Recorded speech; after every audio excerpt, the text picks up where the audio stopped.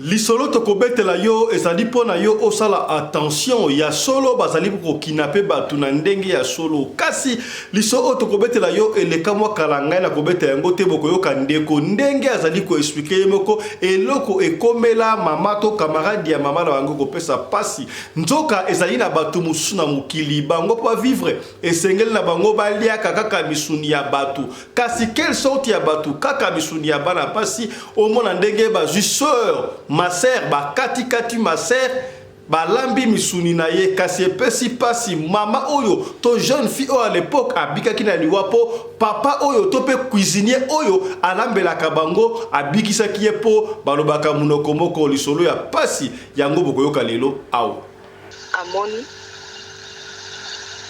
nzoto ya sœur religieuse en fait ndeti bakaboli na katikati kwa kaka kitambala na ye na libaya mutezo lakisaki azalaki sœur religieuse bakatikati elle a commencé à crier à pleurer le biko nzambe makamuni ebandi elanga na minoko mboka na bango. Le vieux sentinelle là abandaki koya kozwa bango moko akataka bango soki il a demandé na minoko ya mboka yo mwana oye ndenge. La meuf a commencé à relater au vieux sentinelle l'histoire, comment ils s'étaient rencontrés. Il a dit yango bino bana basi oyo ya Zaire olingi kaka mbongo soki mobali omoni mobali aza ngambe kaka na mbongo bana oyo ya mibali omoni bana wana ya mibali baliaka biloko biso toliaka te bango baliaka batu bana basi. ezali lisusu likambo ya kokamwa te oyo sika ekomi 12e femme oyo pasteur Kas Abali Pierre Kas Abali bayebi mingi na kombo ya Pierre Kas Samba kasi babengaka ye Pierre Kas Abali 12e femme mwana oyo balobi azali bongo na 19 ans kasi soki otali mwana oyo azomona lokola mwana ya 14 ans est-ce que makambo oyo ba passer ko balaka basi ya passer Kas ko balaka basi boy esengi intervention à l'état tonengeni ye basi yango abalaka basi église na ye donc mwana botami l'église wana a célébrer peut-être mariage na kata couple wana boti mwana ya ye ko bala mwana mwasi est-ce que mwana oyo azali na 19 ans toi azali na 14 ans tango azali na 19 ans et sengeli na ye abalaka basi boy oyo 12e femme n'oubliez pas que on est passé à balaki mibaye na balamoko pasi ya kosakana te tokozongela on kaka na émission ya lelo tokolanda cérémonie ya dévoilement mwasi ye alina vérifier Tolanda, ce qui va passer qui était.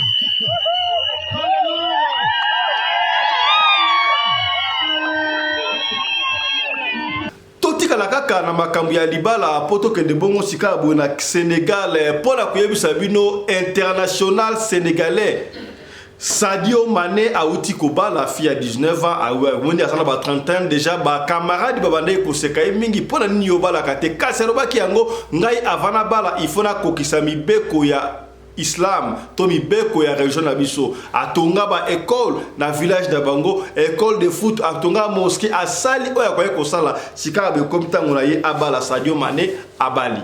Voici pourquoi Sadio Mané a décidé enfin de se marier. Après plusieurs années de menaces, de moqueries, il a enfin décidé de se marier. Je vais te dévoiler pourquoi il s'est marié si tard malgré sa fortune. Je te dirai ensuite ceux qui se moquaient de lui et pourquoi il se moquait. Abonne-toi, ça commence. Sadio Mané, né le 10 avril 1992 à Bambali, est un footballeur international sénégalais qui évolue au poste d'ailier et d'avant-centre à Al Nassr. C'est un joueur très très riche, mais malgré sa richesse, il ne s'est pas marié. Ses amis se moquaient de lui. Sadio Mané ne voulait pas vite se marier parce que, pour lui, il n'a pas encore remplit les conditions que sa religion exige. Like cette vidéo. En tant qu'un fidèle musulman, Sadio Mané a beaucoup de respect pour sa religion. Quand ses amis lui demandent pourquoi tu ne t'es toujours pas marié jusqu'à maintenant, il répond toujours, c'est le temps de Dieu qui est bon. À notre tozonga lisusu na mwanda tangu pasteur Pierre Kasamba azali kobala kuna kasi kaka na mwanda bakoteli pasteur oyo na église ba bomiye ba betie bal nzokande ye ayebisaki bana na ye église ke nazali komona ke ngai na kokufa na masasi puis fin na ngai ezali awa epesi pasi ya kosakana te bandimi ya église ya pasteur oyo na mwanda baleli l'église. Quand tu voyais ma fourgon, il part du biseau ton calici, papa. Quand tu mets ta balle, ton cagine, mon tout va, mais c'est bizarre, mon bouge, t'es ma bibi, c'est Mindou qui m'a béni. Ma bibi, c'est bizarre, mon pèse, ma téléphone, ma sac, ma bon, on a plus de votre kénango. Tu as vu si ma puissance, ton ça va béni. Tu as vu l'église, ton sommet-là. Ma caille, ma mi palino, sur ma signe, ma colotine, mon rotine, ma boko. Yaya kidnapping na Kinshasa to na Congo mobimba ezali histoire vraie ezongi lisusu tolobaka yango kala bino boali kokanga bakaba boali kokanga batu oyo batindaka bango pona nini bokanga ka ba commanditaire te sikawa audio oyo etambola ki mokili bakutu photo ya mutu oyo asalaki audio wana bomona ki yango leto kolakisa bino ngope awa esili wana te yaya ezali ko continuer sikawa ba changer système et comme la système ya koluka batu na Facebook na ba Instagram na ba imo salaka attention commanditaire moko ya batu oyo soki ba pesi yo rendez-vous okutela mutu quelque part fi oya koya akolobani ndeke non batininga na ya kozo pa ya monsieur tel passe ya kosakana te fi oyo ba dénoncer bosala vraiment attention ba comme koya na ndenge mususu baroko luka yo na nzela réseaux sociaux bazui numéro na ya téléphone bokomi ko soloka sinet mutazo lingo okoma nesika rendez-vous bakinape ba yibi au téléphone ngamoko nazaki na mona ki na preuve marambo sale meli cousine na ngai lelo abenga na vena ndako abenga lobi na ngano grande sœur tu es ou viens ici ba ni ba kinape nga ba yibanga na téléphone heureusement azaki prudente abeleli batu fi onde bo mona fi o ye musala na ye soko aye okom na lieu ya retrouvailles na yo ya ye aye kokosa que oui, batindi ngai tonton trésor atinga komba tonton au trésor ngoi na TikTok.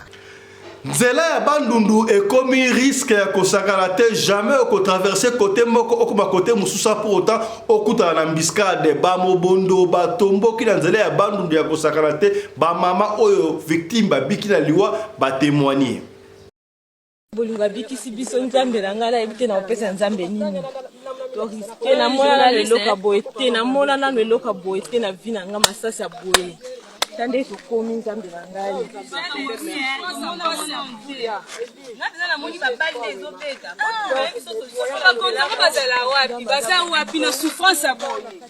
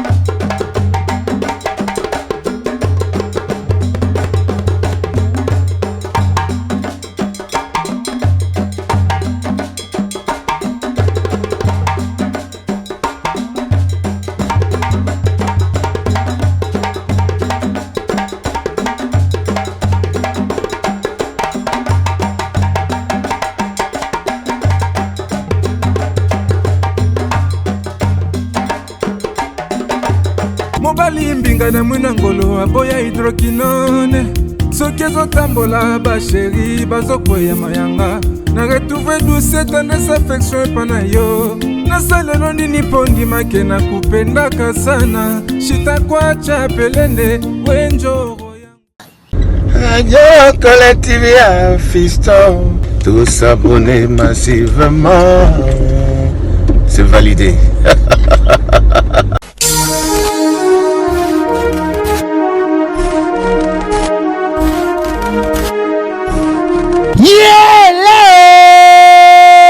Kinshasa yokela ngai eloko oyo di bino batu bozalaka na posa ya kopase babon moma na babon séjour na bino bopesa confiance na Genesis Hotel po batieli bino bachambre ya qualité oyo eza na baclimatisation ya kitoko bambetu ya somo na banorme international eza mpe na baoreiller de rêve ebongo badouche na bango soki okoti ndeti kaka oza na mikili ya poto soki oza na kati ya Genesis Hotel wifi kutu bosana na yo po kokota internet ndeti kaka oza na Paris po kaka baséjour na bino etikala inoubliable grâce ya Genesis Hotel okanisi esili tintin awa na Genesis Hotel atieli bino salle de fête salon Congo pour na ba mariage ba conférence ba réunion pe ba anniversaire de rêve na bino batu nyonso bolingaka kosala ba mariage ya kitoko po na etikala souvenir ya vie na bino mobimba bopesa confiance na salle de fête salon Congo po bokozala na bino de cité awa na salle de fête salon Congo ata boza na nombre ya combien bokozala na bino mobimba po musique eza au rendez-vous climatiseur elenda kaka ndenge bozomona batu nyonso bapesa confiance na salle de fête salon Congo batikala jamais kozala desidi tala awa na salle de fête salon Congo baza na bango na problème ya courant te po baza na mopanke na groupe électrogène oyo esalaka 24 heures sur 24 heures musique toujours au rendez-vous baza na espace moko ya balcon ya munene po na bino batu bolingaka kozwa mopepe kitoko po esala eloko di ah oui masolo ya bakuzu botikela bango kuna kasi masolo ya salle de fête pe hotel ya qualité botikela Genesis Hotel po awa soki okoti lokola kaka oza na paradis kidimie otuninga ya adresse ezwami wapi zwa papier na stylo po koma Genesis Hotel ezwami na commune Kasavubu avenue Kandakanda numéro 8 oza na yo mobimba to pebenga bango na ba numéro oyo eza affiché na ba poste de télévision na bino okozala jamais desi ah Genesis Hotel bandaka lozalaki wapi tala ndenge ba congolais basali ba mariage na bango na ba salle de fête ya Mwanza pe ba séjour na bango na ba hotel oyo ezangela tina o tolobaki te tolobi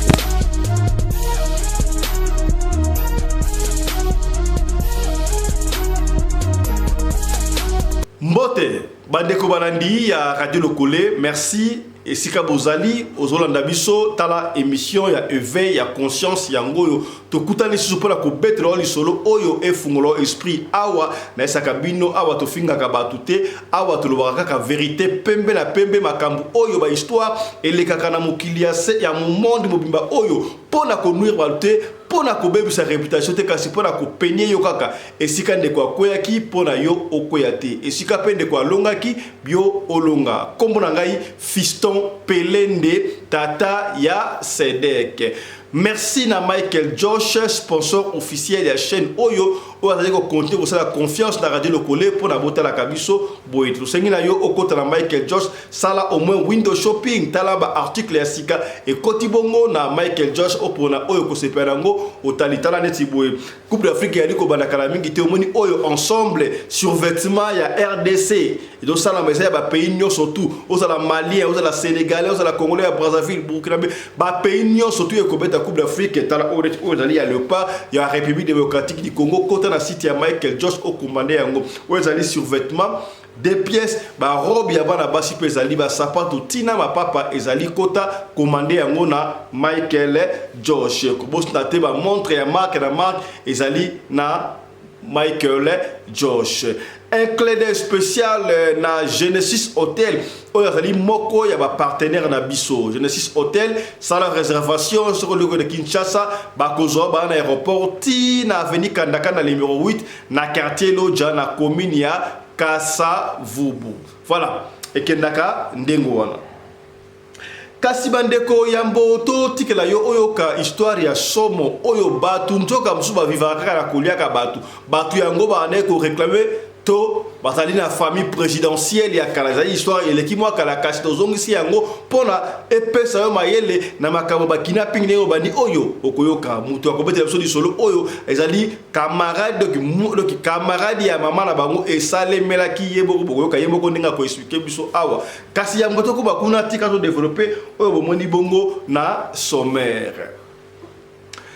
Narobaki yango déjà ne bandeli ezali lisusu likambo ya kokamwa te ekomi nango habitude. Alors toloba nini pasteur Kasto Pierre Kasamba akomi empereur akomi roi ya King Muswati 3 abalaka chaque année to ndenge on ne sait pas pasteur Pierre Kas comment les arabes Pierre Samba, mais Batouaï bien mingi la combien Pierre Casse a outé kobala deux femmes de bana à 19 ans en est passé bana kaka église na ye année oh li susu aba li susu fille il y a 19 ans na Mwanda est-ce que moi la moi oya bali batu basali polémique au sakala tepo elle paraît vraiment moi na muke koleka basi nyoso oya bali est-ce que moi na oya zali na 19 ans to azali na 14 pesi batu mutu ko soit taibité makambu ya pasteur Pierre Casse soki ezali doctrine na landaka to condamner te mete ko tali saoka est-ce que sengeli pena mobali yo obalaka basi ebele ndingo wala chaque année empereur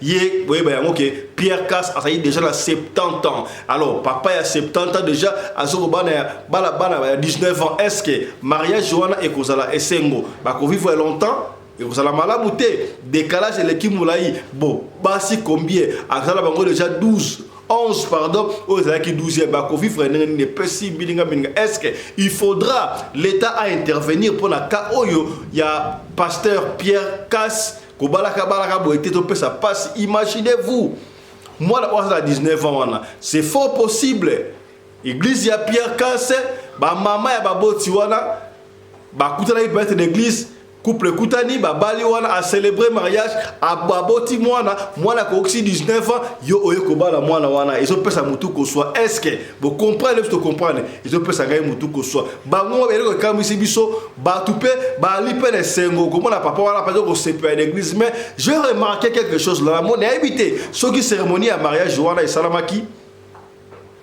Batumukie kaka to batumusu ba sepela gite ba kena moment apparemment la carte église voilà c'est comme si batwale pena mingiti landana oyo yombo ko cha commentaire na se omoni yango ndengeni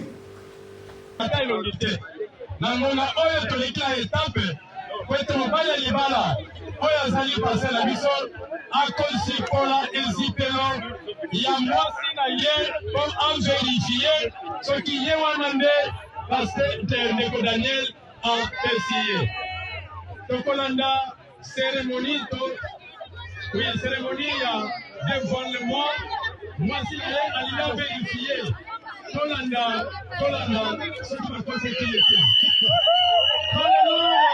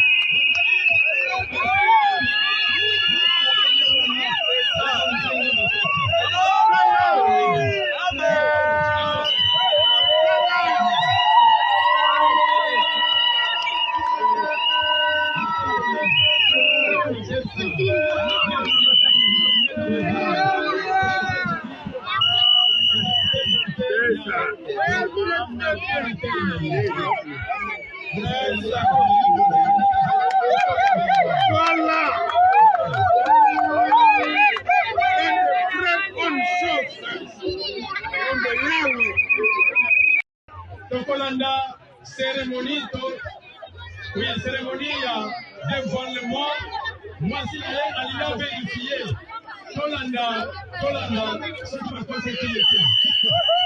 Alléluia.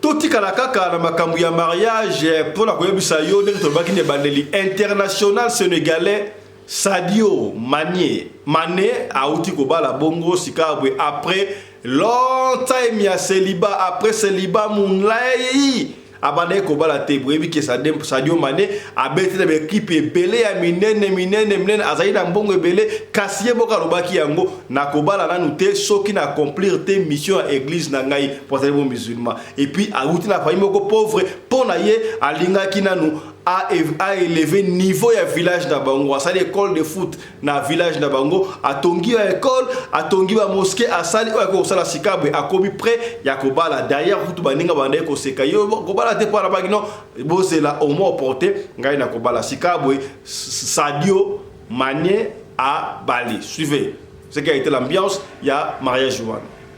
Voici pourquoi Sadio Mané a décidé enfin de se marier. Après plusieurs années de menaces, de moqueries, il a enfin décidé de se marier. Je vais te dévoiler pourquoi il s'est marié si tard malgré sa fortune. Je te dirai ensuite ceux qui se moquaient de lui et pourquoi il se moquait. Abonne-toi, ça commence. Sadio Mané, né le 10 avril 1992 à Bambali, est un footballeur international sénégalais qui évolue au poste d'ailier et d'avant-centre à Al Nassr. C'est un joueur très riche, mais malgré sa richesse, il ne s'est pas marié. Ses amis se moquaient de lui. Sadio Mané ne voulait pas vite se marier parce que, pour lui, il n'a pas encore rempli les conditions que sa religion exige. Like cette vidéo. En tant qu'un fidèle musulman, Sadio Mané a beaucoup de respect pour sa religion. Quand ses amis lui demandent pourquoi tu ne t'es toujours pas marié jusqu'à maintenant, il répond toujours, c'est le temps de Dieu qui est bon. À notre grande surprise, le voici aujourd'hui marié. Ne quitte pas cette vidéo sans laisser un message à Sadio Mané. Abonne-toi.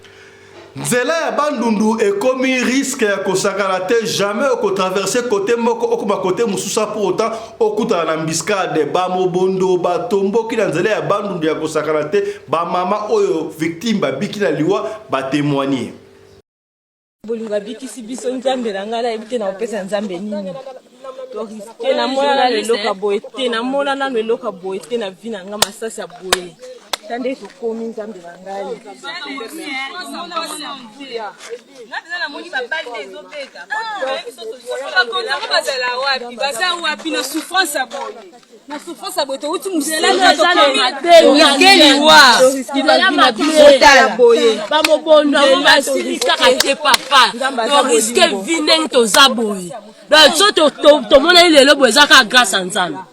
ça ne va pas, ça ne va pas. Na mama penda boy, mama pe mkolo kotala. Na mama mkolo. Chauffeur wana ndaza mabe. OK, chauffeur na binda za mabe. Bana le tilobi. Ya biso tangu totika la kaka na makambo ya sécurité to lungwa sikabwe na province ya Bandundu poto kene bongo na Bakongo na Mwanda epai wapi pasteur babomie na église qui passe ya kosakana te bazalaki na veiller sur pe na veiller sur na église na habité batu ba bandi ba 4 ba mibali bazali kagule balati blamba ya mwindo ya kotuna bango pasteur na bino azali wapi basali ko bomba pasteur kasi plus tard tangu pasteur abimi babionde pasteur ayatoye ko bomayo likambute nzamba talisa kinga déjà jour na ko kufa ezali lelo na ko kufa na masasi babetiye masasi babal et puis pasteur oya kufi kambu ya pasi au côté église est-ce que batu musu babanga kate tala pe église ngo komona c'est comme si ezana ba condition ya malamu te eza mission oyo batindaki yena mokili esi la ndengo wana babo maena masasi to zaki compte à rendre compte nini pasteur église aboya koza ngona banandi bino bat obo tindaka baya kuboma batu boka ka ndenge nini otini bela mutu futi mutu mbongo aboma mutu songolo esika boko pakala ipa boyi mutu wana yo siko okozwa nini okoyoka nini est-ce que ba bien na yo comme ba bien na yo mayele na yo comme mayele na yo pasi ya kosakala titala batu nde ba leli pasteur akufi à l'église. Quand tu voyais ma fourreau, il part du biseau de calici, papa. Quand tu mets ta balle, ton cagine, mon tout va aimer, c'est bien ça, mon bouge, j'étais ma bibi, c'est bien nous qui m'a béni.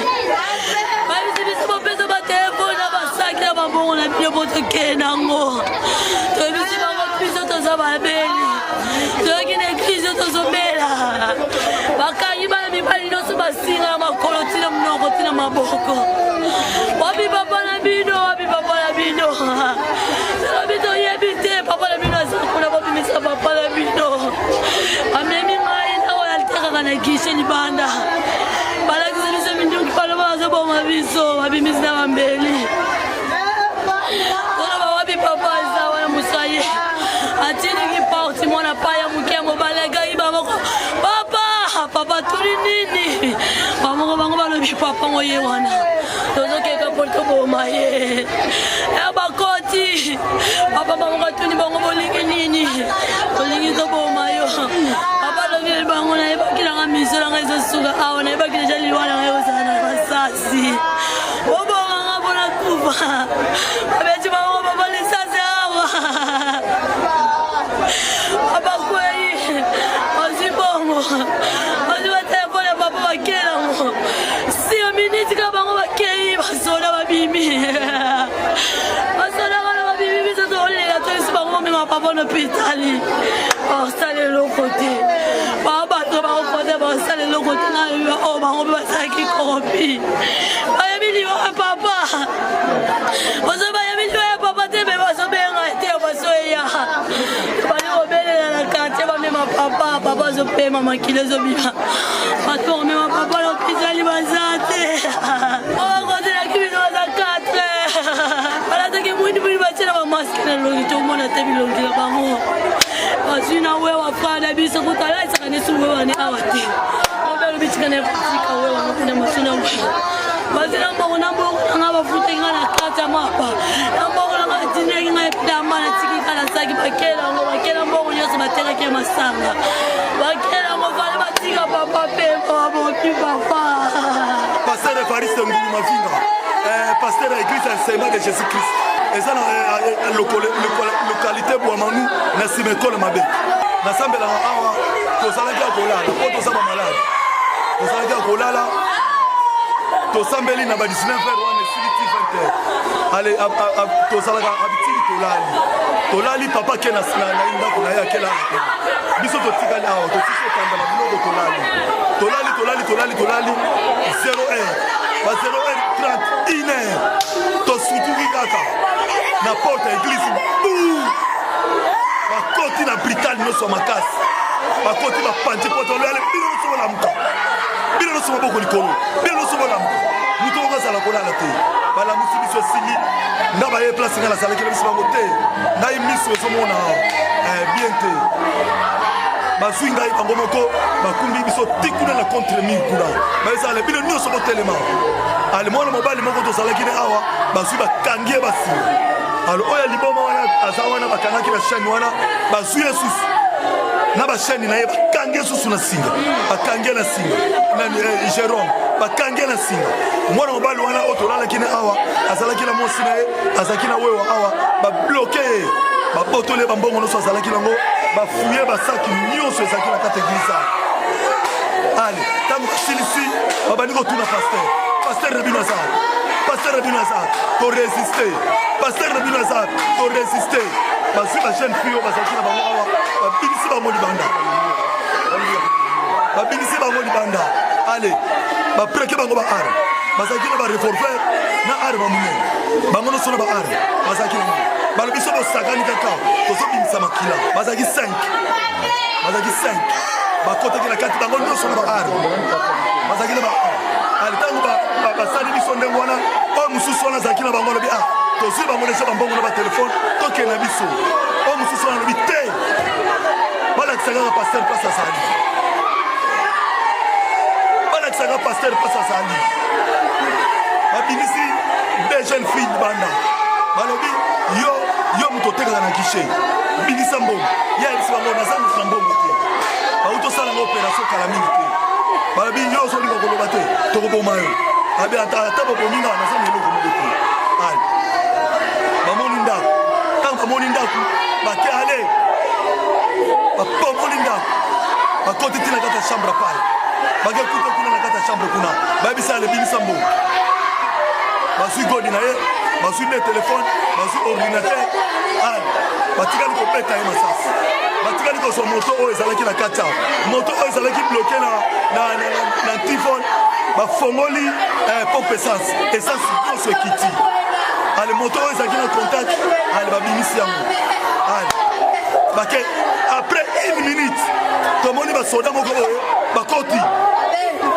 oyo nini kolobi akoteli biso babeti passer na biso masasi kuna na kati kuna basoda wana bazalaki complice basoda wana nini o babaluki mpe mbala moko bakei kidnapping na Kinshasa ezongi lisusu ezali masekite audio moko etambolaki awa que voilà conversation à deux personnes de Komora tinda ki mininga na voice so pas ko benga ye. Alors Dieu merci j'ai le coup de filet bande ko ba retrouver mungongo wana ta la photo ya mutu oya salaki mungongo wana yango bwali ko mona photo wana yango wana donc audio ya mutu wana oya salaki mungongo voice wana alobenga mininga ba ko kidnapper ba fi oyo alobaki makambo wana ba la téléphone te et ko fuité et comme na maboko ya bato et effectivement et fuitaki to juba audio wana kolo audio wana ye wana bomoye na photo kasi esili wana te bandeko balandi yaya epesi pasi ya kosakala te bakinaper ba changer stratégie et ça lisusu makambo ante et comme siko makambo na Facebook yaya yo muto linga Facebook yo muto linga Instagram olinga kabashiri na Facebook olinga kambali na Facebook ba dragon na Facebook salaka attention ko mona mutu na Facebook atinelo demande ami bandiko linga ko mba amoureux misusu ku doa keneti atinelo na mbongo moni ete zombongo transport asalio M-Pesa ce qui Orange Money ozupe yango tokuta na esika intel tango yo koma wana boye omona ka fi o bozomona wana akoya aza parmi ba fi o sala ndengwa yi oh yo tantile kingani tonto kingani alobina joyo ova na terrasse moko songolo tango okeno wana okoti wana ekenda mablandi ya ba kiko kata obilo kwa kati pona bateka pasi ya kosakala te tala ba jeune fille abo est-ce que te ya ki bango te tango bakanga ki baninga na bango na lobaki eloko ne bandeli ya awa tokangi ba kaba tokangi ba Big John tokangi ba to ebele no sotuana oh toyoka réparer ba bima.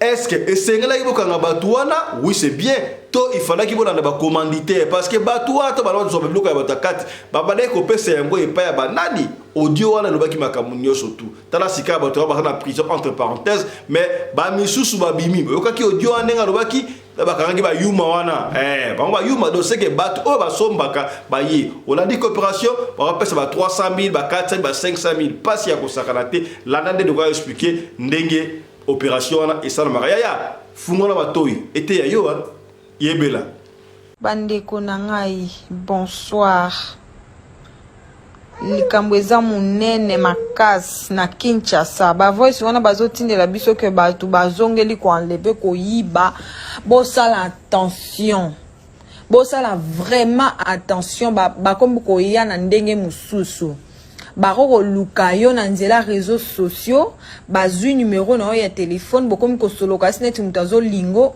okoma na esika rendez-vous bakinape ba yibi au téléphone ngamoko nazaki na mona ki na preuve marambo salemeli cousine na ngai lelo abenga na vena ndako abenga lobi na nga non grande sœur tu es ou viens ici balingi bakinapenga ba yibanga na téléphone heureusement azaki prudente abeleli batu fille onde bomo na fille o ye musala na ye soko ye okom na lieu ya retrouvaille na yo ya ye ayeko kosa que oui batindi ngai tonton trésor atinga comme tonton au trésor ngoi na TikTok atindi nga na ya kozwa yo vu que ma cousine azaki prudente nde akangi fi oyo vu que yazaki na mas fi ya ndoto mike akangi fi oyo na nzoto nde mutu mususu aye po sauver ale ba alerter police nde ba esalami na en face à BCDC.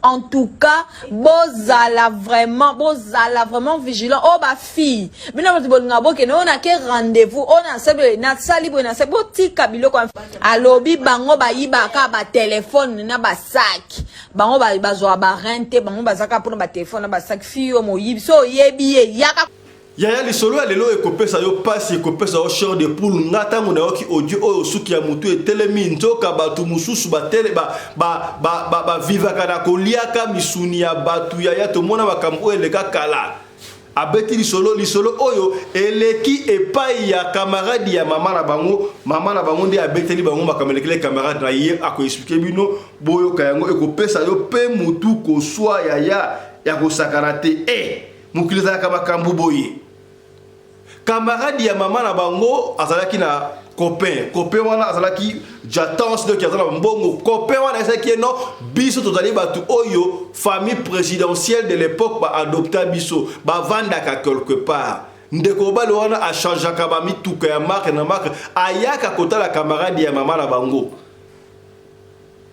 basepelaka apesaka ye bambongo asokipaka na ye ndenge nyonso tukatunaka mais yo comment est ce que olobi ozali famille présidentielle asokipaka na bino mpo na nini omemaka ngai te nakende komemona esika afandaka yaya olingi chéri olingi mobali azomemona ndako na ye te azomema esika akendaka te salaka attention yebelaka peut-être azokoprotege yo mwana mwasi oyo tellement ainsistaki makasi ale mobali na ye wana to chéri na ye oyo tala asa mobali asa mulai bapake boye donc baza peut-être en bonne santé tala ka famille présidentielle o badopta bango azwa jeune fille wana de l'époque amema esika bafanda kalobi tango bakomi na portail bakuti papa moko ya mukolo bafungoli portail bakoti distance ya ndaku na ya portail na ndaku ezali en tout cas mulaya kosakana te c'est comme si bakoti na concession babandi kotambola ti batamboli quelques kilomètres na kati ya concession tango bakoti na ndaku jeune fille oyo alobi amoni batu 8 mibali 8 bambinga batonda kaka lokola ye ndinga zalaki atuni me bino bozala kaka mibali abia tozaka 8 bo mibali c'est bon y a pas de souci ba essayer ça va fanda c'est qui fanda ba fandisi batuni okomela nini apesi bango guna ya komela bref ba servir ye na kotela audio yoka tangu ba servir ye accompagner souté ndenga lala kisoki ndenga nini metaka ekola buka a se retrouver na salle moko molili na salle ya molili wana amoni ba fi ba fandi wana bali ko kaka ba fi bazoko lela misu bali ko lela donc bazo regretter mais abeti kuda tali boye amoni ma sœur donc ba reconnaître ki mon chi oza ma sœur ndé ba moni na bilema ma sœur ko ma sœur ba lataka mais ba katie de mutu ba katie ba tie pembeni wana agangi tango agangi wana osakate nini batu bazoko lela ba faire ça soki bokoti ba bimaka te tala boy donc aboniki awa ndenge ali awa mbilinga ko ganga eleki amoni papa moko ya mokoti ko bane ko ganga wana na munoko ya mboka ya ezalaka malamu moko lakisaka bana munoko ya mboka. Là je félicite bande ko na biso ya Kasai mwana nyonso ya Kasai qui se respecte ba yeba ko loba chiluba eza ba luba oya kina mikolo te ba luba ta ya kalate ya kisasa ba ne ko loba chiluba mais siko mona muluba ayebo loba chiluba te changer nango okomona bana mwana ya bandundu ayebi ko loba kikongo te changer makamba ngo yeko lesaka bana ndinga ya mboka ekosunga un jour. Maman oyo jeune fille à l'époque abandi ko lela na munoko ya mboka leli nzoka papa oyo azaki papa moko azaki wana ya mukolo ayoki aisi mwana yakawa ozolela nini papa wana lobi na munoko ya mboka ozolela nini awa na yoko sala na bi yo tango kotaki awa yeba te awa bimakate abeni pemela asoli na munoko ya mboka na bango mbale abendi pemela za sale wa abi sale za mulili bozo mona na mais mulili abi omoni batu oyo ba jeune garçon zo mona wana ngai na sali cuisinier bango baliaka misuni misusu te baliaka kaka misuni ya batu misuni ya n'importe quel batu te misuni ya bana mibali te kasi misuni ya bana basi kaka ngai ne munalambelaka bango epesi ngai pasi ndenge nga na moni awa olela muloko mboka na moni olokola ndeko na ngai mais nakokimisa yo awa baliaka misuni ya batu mais wana azali kopela ngai bi baliaka misuni ya batu na hebite na osala ndenge nini ngala kobimisa awa na butu na mayele soko bimi kima mais soko comme na porte na hebite soko bima kaka kuna soko bimi mais ndenge na kimisio boy na hebite sort na nga ekozala nini na sima awa parce que ba uti ko na yo fraîchement ebiki ozali wana pasi ya kosakana te bref ba kimisaki mwana mwasi oyo Mama Sikabwi à l'époque la qui chef facile ta beti di solo ezali mwana ya camarade na ye boyo ka ndenge ngé mo ka expliquer di solo oyo bo comprendre tout c'est libino di solo ya lelo pona ko sala angele pona ko penie yo yeba ke batu ba okinape batu bazali ya solo landa di solo oyo te kutana suka na yango landa. La meuf n'était pas mariée en fait, son ami n'était pas marié. Allez aye kokutana na un beau jeune homme musclé, kitoko quand ba jeune fille balimaka. Donc il s'était présenté, il avait dit que bango bazalokola enfant adopté ya président na biso ya kala. Ya nakolo ba deuxième président na biso. Abandé ko adopté bango en fait. Et comment vivre na ye abandaki kopesa ye bongo. Donc tout ce que voulait le mec l'a donné. Donc abandaki kopesa ye nyonso alingi. La fille était heureuse, malgré tout ça, tout ce qu'elle lui donnait, les gars là n'amenaient jamais la fille chez lui. N'amenaient jamais l'amie de maman chez lui en fait. La fille aussi lui demandait, et bon, tout ça, Lina, au moins, pourquoi tu ne m'emmènes pas chez vous? Pourquoi tu ne me présentes pas à ta famille, machin. Juste que le gars voulait pas, les gars voulaient pas, tellement qu'elle insistait. C'était un soir, le mec l'a dit, tu vois, aujourd'hui, je vais t'amener chez nous, tu vas savoir là où je vis. Matina motoka parce que le gars vraiment, si tu le vois, il était frais. Bazaina ba mitoka bien en fait. Bazala ki bana au président na biso na bandaki ko donc lokola ko adopter ko héberger l'homme ba comme lokola ba garde du corps ba on m'a tout faire na en fait. Bamati pe na motoka bakei ti na ndako ya gare. Là bakomi bamoni papa moko mokolo ya koko azofungola portail. Lera afungoli portail alobi ndako wana. Donc lupangu tellement munene portail na esika ndako eza musika makasi. Donc portail ekokoza lokola nako expliquer ni portail ekokoza lokola moi distance penza lokola penti zapi.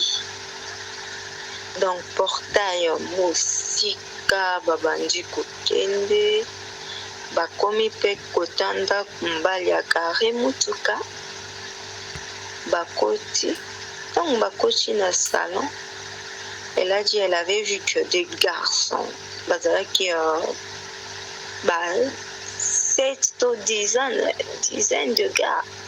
Ça fait longtemps que ma mère m'a raconté. Je lui ai d'ailleurs elle a demandé qu'elle me relate encore cette histoire. Ma garçon, elle a demandé. Mais n'importe vous avez donc c'était des beaux garçons, c'est moi comme son mec. Mec, moi comme musclé, très frais. Donc il parlait avec éloquence, donc tu les regardes comme ça, tu vois les mecs avec de l'argent en fait. Aux hommes, on a kaka teinture na bango, ils étaient tellement beaux, bango nyonso ba vimba. Et le gars, il a proposé à la meuf, bon, qu'est-ce que tu vas voir?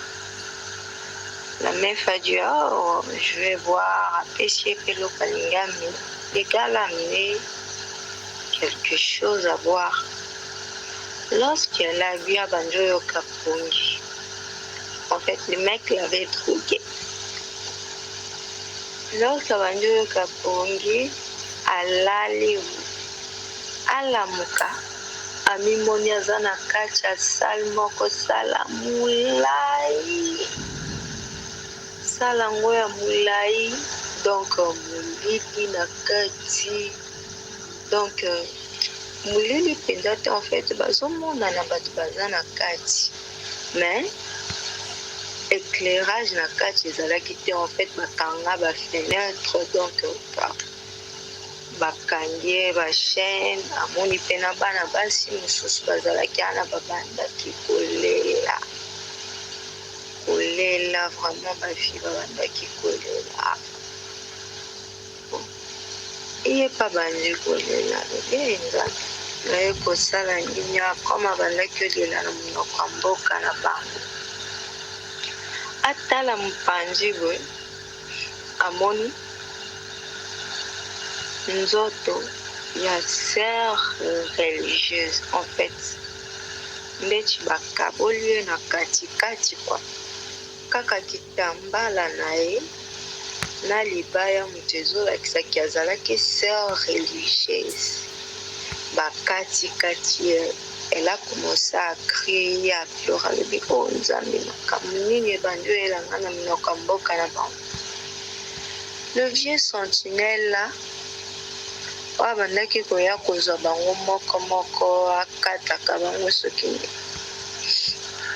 il a demandé na mnoko mboka yo mwana oye a ndenge.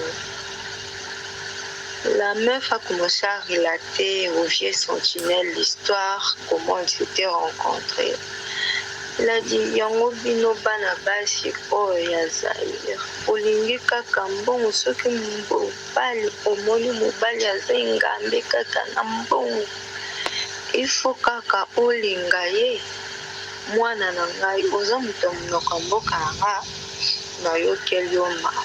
Ozomona nga mosala nasalaka na ndako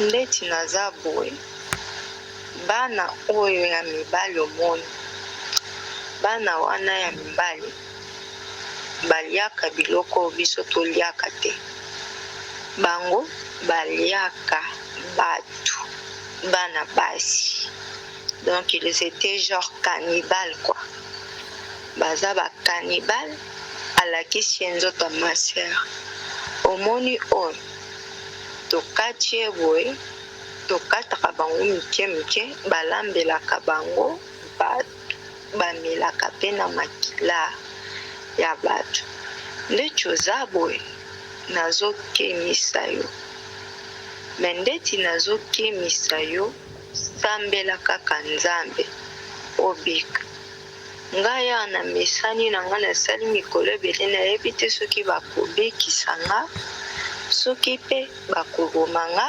nayebi te me yo kima nayoki kati na nga en tout cas mawa na ndeti oza moto monoko mboka na nga kima lero okokima sambela Nzambe na motema obima na esika oyo. Le monsieur là a kimisi pe la fille. A kimisi la fille a bimisi kaka na porte ici kima signal. La meuf a bandi kokima. A bandi alobinda kwango lokola soki désert kwa bimandeti na mukili na bavenya bato ezalaki affaire.